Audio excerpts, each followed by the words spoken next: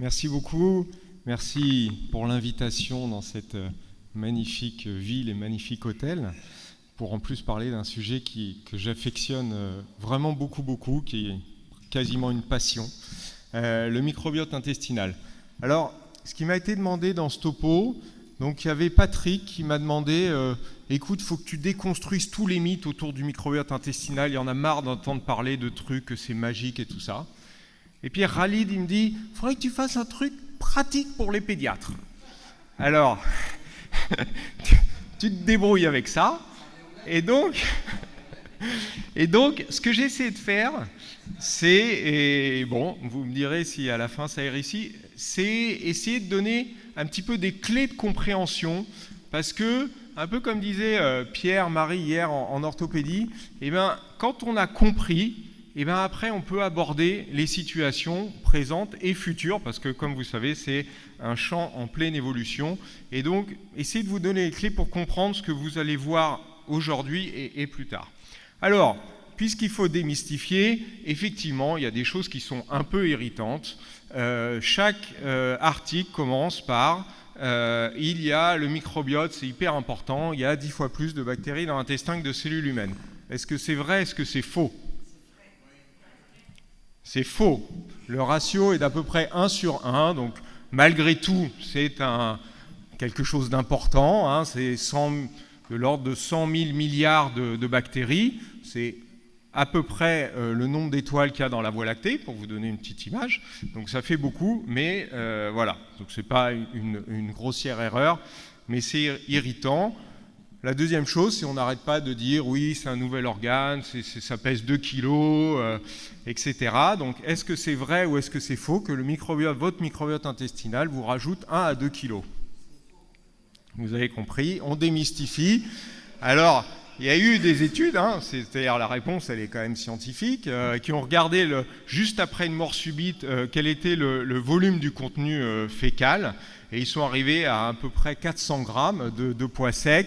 Donc ils ont dit, même si tu es très constipé, que tu as vraiment un côlon plein, le microbiote intestinal, ça ne doit pas peser plus de 500 grammes.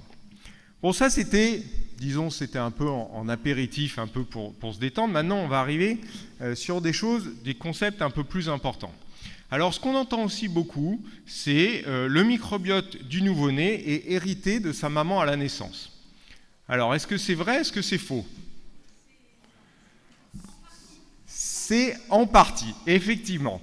Alors, ce qu'il faut voir, c'est que, sans rentrer dans le débat, le nouveau-né naît sans aucune bactérie et, effectivement, il va être colonisé de façon massive, et j'ai mis cette image de l'évolution de l'univers, avec une période d'inflation très importante dès le départ, puisque vous voyez qu'à 2 à 5 jours de vie, on est autour d'1 milliard de bactéries, et puis après, ça continue à maturer un peu plus doucement jusqu'à l'âge de 3-5 ans environ.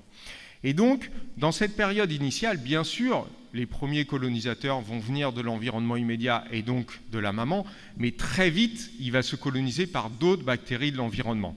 Donc, certes, la maman va ensemencer un peu, mais ensuite, c'est quand même l'environnement proche du bébé qui va lui donner son microbiote. Néanmoins, rendons à César et à la maman ce qui lui appartient, c'est que quand on regarde, et ça c'est une étude qui vient d'être publiée cette année, quand on regarde parmi les espèces que le bébé partage avec son entourage et qu'on regarde la maman, les autres personnes dans la famille, voire dans le village, eh ben on voit que quand même il y a à peu près 1/3 des souches qui sont partagées entre le bébé et sa maman, et c'est effectivement la personne qui a le plus de souches communes avec lui. Alors, une question qui est... On rentre plus dans le dur, là. Est-ce que la dysbiose existe? Tout le monde a entendu parler de dysbiose. Est-ce que ça existe? Est-ce que c'est un terme qui veut dire quelque chose? La dysbiose n'existe pas. Alors, je vais m'expliquer. Je vais d'abord vous donner une étude qui le montre de façon très élégante. Ce sont des Chinois, vous voyez, ça a été publié il y a 5 ans. Ils ont séquencé le microbiote de toute une population de 7000 individus qui font partie de 14 districts dans une province de Chine. grosso modo, c'est un peu comme s'ils avaient pris 7000 individus en France dans des régions différentes, vu les tailles. Donc, ils ont vu que, alors ça, ce sont les phylums bactériens. Vous voyez, chaque individu est une barre, donc on voit que, en fonction de la proportion de phylums, il n'y en a pas deux qui ont le même microbiote, bon ça on s'y attendait. Mais surtout, ils ont regardé quels étaient les facteurs. Ils ont fait tout un tas d'enquêtes, où ils habitaient, ce qu'ils mangeaient, s'ils étaient malades, etc. Et de façon spectaculaire, ils ont montré que le facteur qui influençait le plus la composition du microbiote, c'était là où ils habitaient. C'était leur code postal. Et alors, pour reparler de dysbiose, ils ont dit, on va regarder dans un district comment est le microbiote des gens qui ont une maladie métabolique, un diabète de type 2, et ils ont vu qu'ils arrivaient à modéliser un petit peu avec une prédiction d'à peu près 75% en analysant le microbiote des gens de ce district, s'ils allaient avoir un diabète de type 2. Enfin, s'ils avaient un diabète de type 2. Et puis, ils ont pris le même modèle qu'ils ont appliqué au district d'à côté, et ils tombent à 50%, c'est-à-dire à la même chose que tirer une pièce en l'air.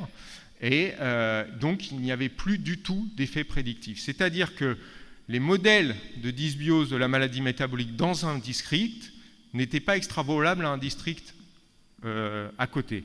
Alors, si vous voyez un article qui vous dit la dysbiose de la maladie de Crohn, de l'obésité, de l'asthme, aux Pays-Bas, c'est ça, et on vous dit, regardez chez vos patients au Maroc, s'ils ont cette dysbiose, ils ont l'asthme. La probabilité que vous trouviez un asthme est quand même très très mince. Alors, ça pose aussi un problème en pratique clinique. Je ne sais pas si vous avez déjà été confronté à ça. Donc, nous, les gastropédiatres, on était habitués à avoir des patients qui venaient avec des séries de dosages d'IgG. Je ne sais pas si vous aviez eu ça à un moment donné. Un truc qui coûte très cher. Donc maintenant, on les voit arriver avec une liste d'analyse du microbiote intestinal avec du vert, du rouge. En général, c'est du papier glacé. C'est très joli. En général, c'est très, très fouillé les explications. Et disons que la complexité des analyses n'ont d'égal que leur inutilité, puisque contrairement à, je sais pas, un ionogramme sanguin où on sait que quelle que soit la personne dans la salle, sa natrémie doit être entre 132 et 137. Si je vous fais votre microbiote intestinal, je peux l'analyser, mais je n'ai pas la norme en face. Donc je ne peux rien en tirer. C'est une donnée qui n'est pas une information.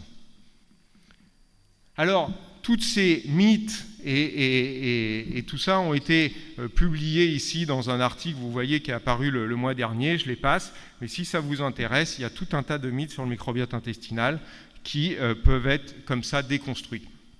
Alors maintenant, pour parler un peu pratique, qu'est-ce qu'on fait si on veut moduler le microbiote intestinal en pratique clinique, c'est-à-dire dans notre pratique de clinicien de tous les jours?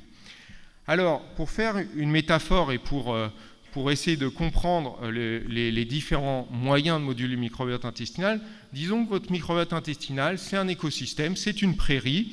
Et à un moment donné, pour une raison ou pour une autre, une prise d'antibiotiques, un virus, un voyage, que sais-je, ou une maladie, il s'abîme et il faut le rétablir, sinon il va retrouver un autre état d'équilibre, ici avec des mauvaises herbes, qui n'est pas l'état antérieur.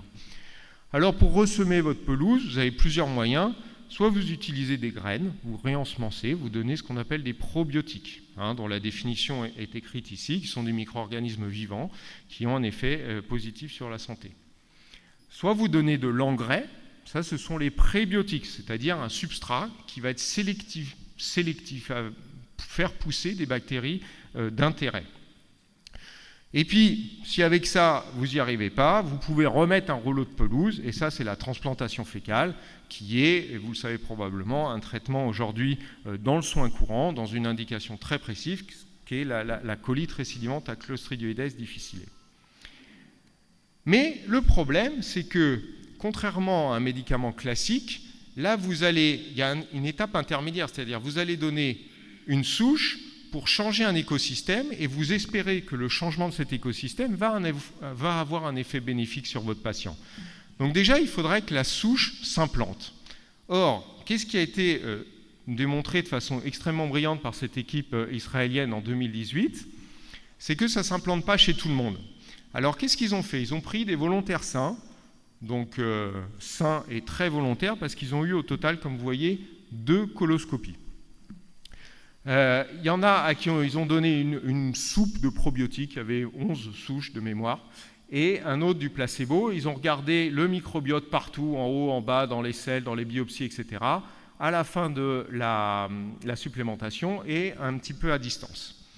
Ce qu'ils ont vu, alors c'est une échelle logarithmique, évidemment, pendant la période de supplémentation, on retrouvait plus les souches probiotiques chez les individus qui avaient reçu que le placebo, et vous voyez que ces effets s'estompent à distance de l'administration. Et quand ils sont regardés plus dans le détail, au fait, ils ont vu que ça, c'était pas homogène, c'est-à-dire il y avait des gens chez qui ça s'était implanté durablement, et d'autres chez qui ça ne s'était pas implanté du tout. Et alors là, si on reprend un petit peu la métaphore de tout à l'heure, un peu de la prairie ou du potager, bon, je ne sais pas vous, moi, si j'essaye de semer des trucs dans un potager, ça ne marche jamais. Parce que, en fonction du terrain, de l'ensoleillement, des plantes qui sont à côté, ce qui va être semé va ou non pousser. Et là, c'est pareil dans notre écosystème. En fonction des caractéristiques basales de l'écosystème, si vous ajoutez des souches probiotiques, elles vont ou pas s'implanter. Aujourd'hui, on est absolument incapable de définir ces critères et de prédire l'implantation d'une souche ou pas. Alors du coup, qu'est-ce qu'on peut faire ? Il faut raisonner un peu écologie. Alors, je vous donne ici ce concept de niche écologique. Vous imaginez de prendre des souris qui ont 3 types de microbiotes différents. Vous leur donnez une souche et ensuite vous les alimenter 7 jours avec un substrat que la souche ne peut pas utiliser pour croître. Eh bien, ce que vous voyez, c'est qu'en fonction du microbiote de départ, soit ça ne s'implante pas du tout, soit ça s'implante un peu et puis ça rebaisse, un petit peu comme on a vu chez nos volontaires sains tout à l'heure. Si en revanche, à ces mêmes souris, vous donnez la même souche, mais ensuite un substrat que la souche peut utiliser comme substrat, vous voyez que quel que soit le microbiote initial, elle va s'implanter durablement. Donc, c'est un peu, là aussi, on fait des images, c'est un peu comme si vous alliez dans un écosystème où vous n'êtes pas sûr de trouver de quoi vous substanter. C'est sûr que si vous partez armé d'un sac à dos, éventuellement d'un ou d'une amie et d'une gourde, c'est plus facile. Donc ça, c'est le concept de symbiotique, c'est-à-dire on ajoute un probiotique à un prébiotique. Et je dois avouer que j'ai été assez stupéfait en 2017 de voir cette étude clinique publiée dans Nature, qui est quand même exceptionnelle. Et maintenant, je suis un peu moins stupéfait parce qu'elle n'a jamais été répliquée. Voilà.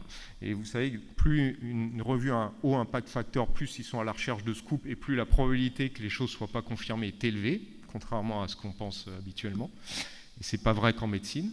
En tout cas, cette étude sur 5000 nouveau-nés, randomisés contre placebo, donc dans un contexte qui n'est pas ici, mais qui est l'Inde rurale avec une morbimortalité infantile importante, juste un symbiotique donné pour 7 jours à la sortie de la maternité, un suivi de 2 mois, voit une diminution drastique de la morbimortalité infectieuse chez ces enfants.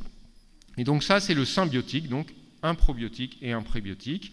Et pour finir, vous avez les postbiotiques, c'est le dernier né, vous voyez, ça c'est une définition de 2021, qui sont au fait des micro-organismes inanimés avec leurs composants cellulaires et éventuellement leurs métabolites. Alors maintenant, le problème, c'est que vous avez d'un côté du marketing qui vous inonde de solutions probiotiques et d'un autre côté, les gens comme Patrick Tougnan qui vous disent ça ne marche pas, ça ne sert à rien, il ne faut pas les donner. Alors, dans ces cas-là, comment on fait ? On se réunit et on analyse la littérature, et c'est ce qu'on a fait donc, au sein de la Société européenne de gastropédiatrie durant l'année 2022, et donc on a publié fin 2022, début 2023 ce papier, en regardant la littérature pour chaque indication, quels étaient les probiotiques qui avaient une validation clinique. Le critère, c'était que pour chaque souche, il fallait prendre au moins 2 essais cliniques randomisés contrôlés contre placebo qui avaient qui donnaient le même résultat. Toutes les souches qui n'avaient qu'un seul essai clinique, par exemple, n'ont pas été prises en compte.